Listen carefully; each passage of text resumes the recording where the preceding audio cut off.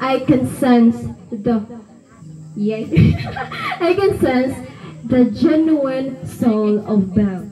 Like, musma dun mi sa usa-usa, yeah.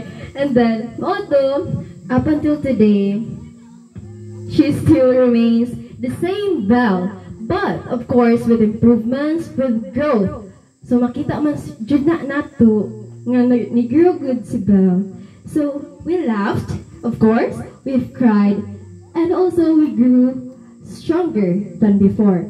So we laughed over our jokes that only the two of us can understand. Yeah. We cried because of our research. So na-imagine na siya. And then, of course, sa mga piled tasks pud namo.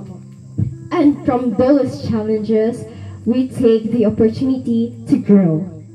So today, it is your day. So you have to own it. Celebrate every inch of who you are and who you are meant to be. So akong ginaingon nimo Permi, kung mag-grant ka na ko sa imuhang research nila, don't hold back. So do whatever nga kanang imuhang kailangan buhaton. Do what you know nga makaya nimo. But of course, take a rest, no?